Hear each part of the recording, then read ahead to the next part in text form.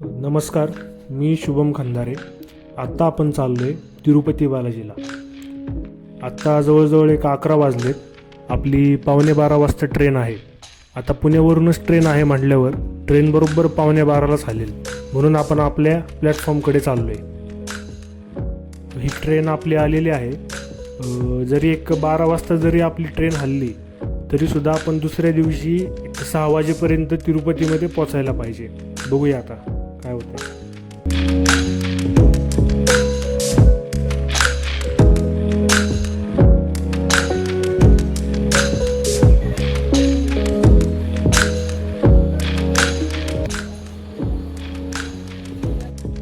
आता आम्ही येर्रागुंटलाच्या स्टेशनवरती आलोय. इथे तिरुपती 200 किलोमीटर राहिले. आता वाजले 12:30.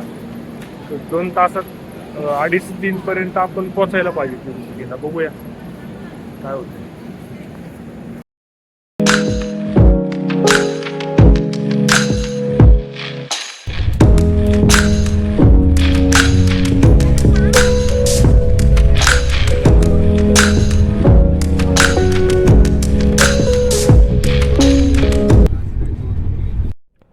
आत्ता तिरुपतीला पोचलोय.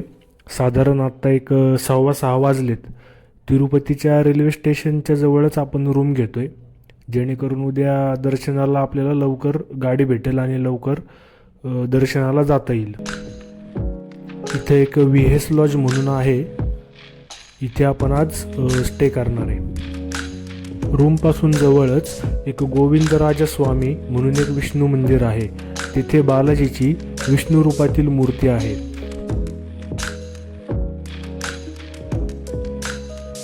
गोपुरावरील शिल्पकला न्याहाळीत आपण मंदिरात प्रवेश करतोय.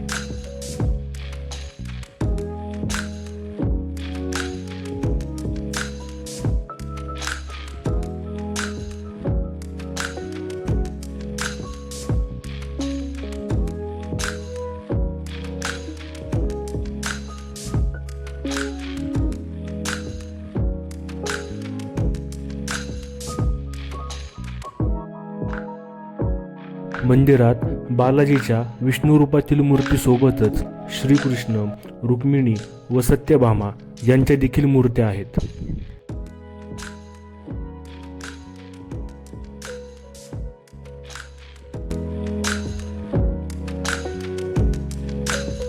दुसऱ्या दिवशी आपण तिरुमलाला चाललोय बालाजी महाराजांच्या दर्शनाला.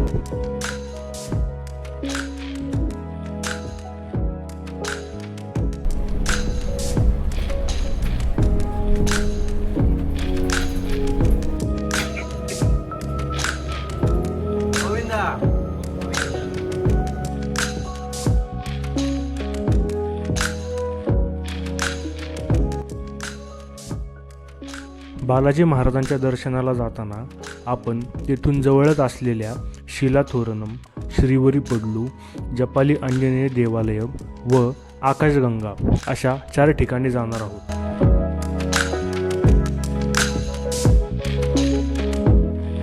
शिलाथोरणम हे बालाजी मंदिराच्या उत्तरेस एक भूवैज्ञानिक वैशिष्ट्य आहे. शिला म्हणजे खडक, थोरणम म्हणजे तोरण. ही खडकापासून बनलेली एक नैसर्गिक कमान आहे.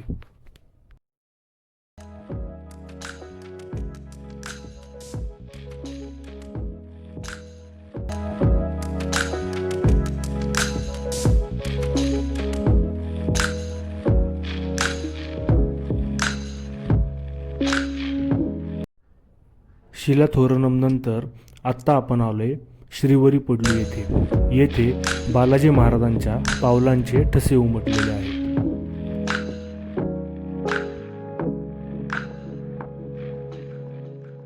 श्रीवरीपडलूचे दर्शन झाल्यानंतर आपण आलो येथील जपाली आंजनेय देवालय बघायला.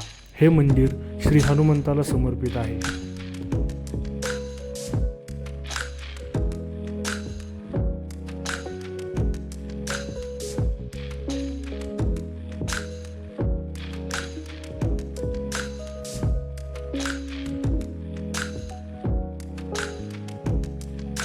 त्यानंतर आपण चाललोय तेथून जवळच असलेल्या आकाशगंगा नावाच्या धबधब्याकडे. त्या धबधब्याच्या शेजारीच अंजनी मातेचे एक मंदिर आहे, तेथील दर्शन घेतले आणि तेथून बालाजीच्या दर्शन रांगेत लागलो.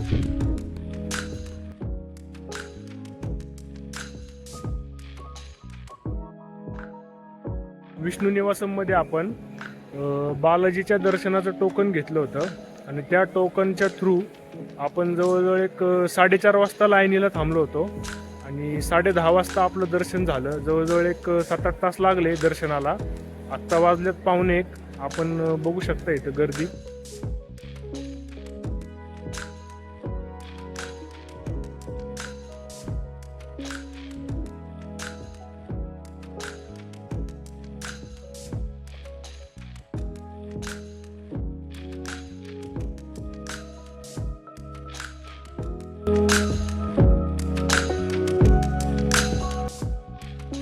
दर्शन करून प्रसाद वगैरे घेऊन आता आपण आपल्या रूमवरती चाललोय.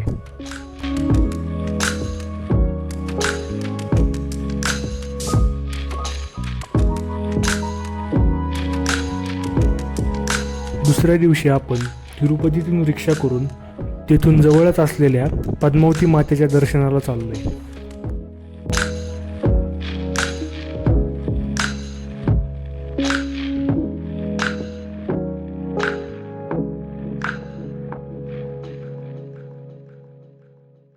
पद्मावती मातेचे मंदिर हे पूर्वाभिमुख आहे. असे मानले जाते की देवी पद्मावती या कुंडात कार्तिक महिन्याच्या शुक्ल पंचमी दिवशी सुवर्ण कमळाच्या फुलात प्रकट झाली होती.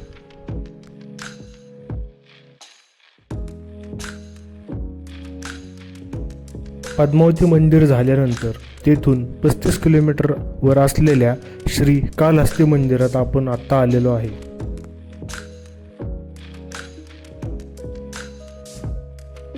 सुवर्णमुखी नदीच्या काठाला श्रीकालहस्ती मंदिर वसलेले आहे.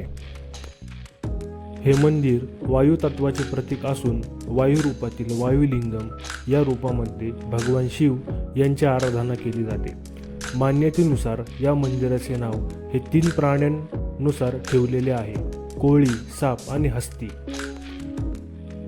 श्री यानी म्हणजे कोळी, काल म्हणजे सर्प आणि हस्ती म्हणजे हत्ती असे श्रीकालहस्ती या देवस्थानाचे नाव पडले. मंदिराच्या गाभाऱ्यातील दिव्याची ज्योत वारे असून देखील सतत फडफडत असते. पुजारी जेव्हा मंदिराचे मुख्य द्वार बंद करतात तेव्हा देखील आतमध्ये खिडकी नसून वायुलिंगाची ज्योत हलताना दिसते. हे लिंग पांढऱ्या रंगाचे असून स्वयंभू आहे.